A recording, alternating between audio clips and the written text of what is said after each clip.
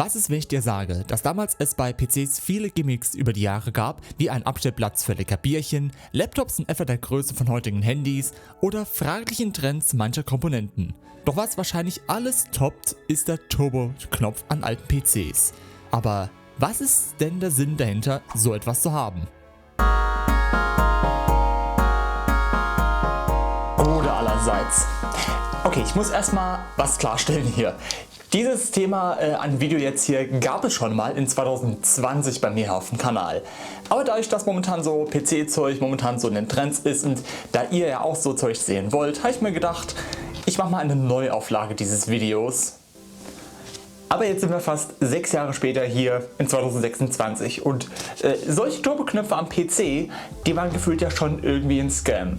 Dafür drehen wir mal die Zeit zurück zu 1981, wo der erste IBM PC kam. Dieser hatte einen Intel 8088 Prozessor mit 4,77 MHz, entweder einer MDA oder CGA Grafikkarte und ist mit MS-DOS gelaufen. Ich wünschte, ich hätte so einen IBM PC hier, um den euch genauer zu zeigen, aber da muss halt dieser Highscreen herhalten. Dieser ist ein etwas neuerer mit einem Intel 286 Chip auf 16 MHz getaktet. Und hier sehen wir ihn, den Turbo-Knopf mit dazu passendem Display, was auch die Megahertz anzeigt.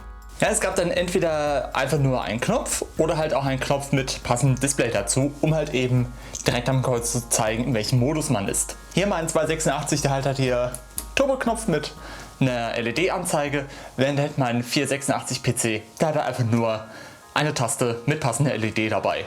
Und diese beiden PCs trennen etwa 6 Jahre, da ich zum Highscreen keine genauen Release-Daten gefunden habe, aber der 286-Chip kam 1982 auf den Markt. Zwischen den 286 und dem 486 gab es auch einen 386, die aber nicht wie heutige Prozessoren einen gemeinsamen Auftritt haben, um die Geschwindigkeitsklassen zu zeigen, sondern es sind unterschiedliche Generationen. Hier die CPU aus dem IBM PC, der 8088 aus 1981 mit 4,77 MHz, wurde ein Jahr später von einem stärkeren 286 abgelöst, ab 8 MHz. Das Doppelte an Performance. 3 Jahre später kam der 386 ab 12 MHz und war ein 32-Bit-Prozessor, fast doppelt so schneller wie vorher. Und 4 Jahre später gab es den 486 ab 16 MHz, welcher wiederum performancemäßig aufstockte mit eingebautem Coprozessor, der davor optional war. Also von 1981 bis 1989 ist die Hardware sehr schnell weiterentwickelt worden, wo die Software auch mithalten muss. Hat sie das? Nun, damals in der Computerwelt von 1980 bis 82 ging man halt eben von aus, dass halt der Computer dann halt so ist, wie er ist. Sprich zum Beispiel hier ein Commodore 64, der ist von der Hardware her genau gleich wie sonst über die gesamte Zeit auch. Der kam nicht 82 auf den Markt, bis irgendwann glaubt so Anfang der 90er wurde er produziert und der war immer gleich. Deswegen halt die Hardware halt auch so geschrieben worden ist, halt mit dem Gedanken, dass sich da ja nichts ändern wird. Um es kurz zu sagen, man ging von aus, dass eben der PC eine Taktrate von 4,77 MHz hat und schneller würde es ja nicht werden.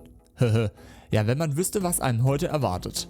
Wenn man denn Programm X auf einem neueren Computer ausführen würde, wie diesem 486 PC, läuft es einfach viel zu schnell auf dem. Vor allem ist es gerade mal schön, obwohl ich eigentlich auf dem 486 hier diverse Sachen euch zeigen wollte, hat irgendwie die Festplatte in dem Ding auf einmal gesagt, nö, ich will jetzt nicht mehr arbeiten. Was natürlich schön ist, dass da die Windows 95 Installation, die auf dem drauf ist, jetzt am ist. Deswegen kommt da halt mal ein Windows 98 PC aus dem vorletzten Video hier zum Einsatz, um hier ein paar Sachen zu zeigen. Auch Spiele sind betroffen. Diese sind einfach zu schnell gelaufen und sind unspielbar. Timings hatte man eben abhängig vom Prozessortakt gemacht. Wenn eben die CPU doppelt so schnell war, ist auch die Anwendung doppelt so schnell gelaufen, in der Theorie. Was muss man machen? Den Takt herunternehmen, damit alles in einer besseren Geschwindigkeit läuft. Doch irgendwie muss man halt doch den Modus halt dann aktivieren können, ja. Und so ein Knopf am Gehäuse ist ja schon richtig gut, zusammen mit einer Anzeige eben, in welchem Modus man aktuell ist. Aber Marketing sagt halt, dass wir doch keinen Knopf haben können, wo langsam draufsteht. Wer tut denn so etwas dann kaufen, ja? Ich denke mal, so in etwa war auch die Unterhaltung bei den PC-Herstellern, denn so ein Turbo-Knopf, das ließ sich viel besser verkaufen. Um es nochmal zusammenzufassen, der Turbo-Button ist nicht da gewesen, um den PC zu beschleunigen, sondern zu verlangsamen.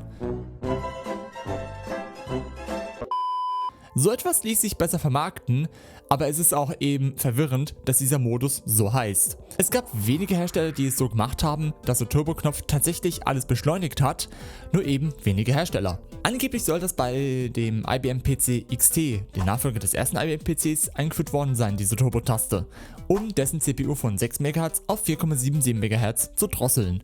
So hat dann jeder Turboknopf funktioniert, dass er den PC um etwa die Hälfte langsamer gemacht hatte. Damit hat man es zumindest dann eliminiert, dass halt die alten Programme, die halt damals zu schnell gelaufen sind, dann eben richtig gelaufen sind, wie sie sollen. Bis halt der Intel 386 in 1985 auf den Markt kam. Denn der war auch schon im Langsammodus deutlich schneller wie der vom originalen IBM PC mit 4,77 MHz. Was ja wiederum das Problem hervorruft, dass halt wieder die alten Programme wieder zu schnell laufen auf dem. Also waren die Softwarehersteller dazu angehalten, ihre Software anzupassen für die Geschwindigkeiten der neueren Prozessoren. Entweder hat man die Programme künstlich durch Softwarebremsen verlangsamt oder wie es heute auch ist, dass man sich an die Echtzeituhr orientiert hat. Ab dem ersten Pentium-Prozessor aus 1993 war der Turboknopf technisch eigentlich nicht mehr notwendig, da es eben keinen Grund mehr gab, den Takt abzusenken. Oder später auch beim Pentium 3 mit der Steep-Step-Technologie ließ sich die Taktfrequenz bei Bedarf regeln. Gut, ab dem Pentium 1 ging es auch mehr dazu hin, Windows auszuführen. Und alte DOS-Programme konnte man ja bis Windows Me abspielen. Das war mit DOS dann eher noch mehr für alte Spiele, die lauffähig bleiben sollten unter Windows, weswegen die Business-Versionen von Windows nicht unter dem DOS-Kernel laufen. Ja, aber wir schweifen so ein bisschen vom Thema ab, denn solche Turboknöpfe, wie wir es jetzt die ganze Zeit hier besprochen haben, die gab es so bei PCs, wenn zwischen 82 und 85, oder? Naja, es war halt Marketing, die haben halt gesagt, wir sollen das noch viel weiterführen bis halt 1995. Nun, dies wurde halt wegen Marketing noch beibehalten. Kunden dachten sich, alles was keine Turbotaste hatte, das kann ja nur langsam, wo einer mit einem Turboknopf auch schnell sein kann. Aber dass das Ganze nicht beschleunigt, sondern verlangsamt hat, daran hat keiner gedacht. Mein Intel 486 PC hier hat noch solch eine Taste und auch wenn ich dies verkabelt habe, habe ich dies noch nie genutzt. Es ist halt dann über die Jahre dann weggekommen, der Turbo-Modus, wo er dann fast nie mehr zu sehen war. Bis 2016, da gab es ein kurzes Revival wohl mit der Turbo-Taste, die auch wirklich das tat, was es gesagt hat, es beschleunigen. Doch Benchmarks haben gezeigt, dass auch das wiederum nur Marketing ist. Solche Systeme sind gar nicht mal schneller gelaufen. In der heutigen Welt sind solche Turboknöpfe total überflüssig geworden, weil sich halt eben die ganzen CPUs, die wir heute haben, sich dementsprechend anpassen, was halt die Software haben will. Sprich halt einfach, dass wenn halt jetzt der Computer komplett idle ist und nichts macht, dann ist halt die CPU runtergetaktet, um halt eben Strom zu sparen, dass die Kiste sich so aufheizt. Ja. Und halt wenn halt eben Leistung gebraucht wird, tut die CPU sich hochtakten, um halt eben Leistung zu bieten. Aber was auch eine starke Leistung von euch wäre, das wäre ein kostenloses Abo auf diesem Kanal, plus ein Hype, wenn das Video richtig geil war und ein Like, wenn das Video generell auch geil war. Und ich sag da mal so, das war's von mir und ich sag da mal, man sieht sich.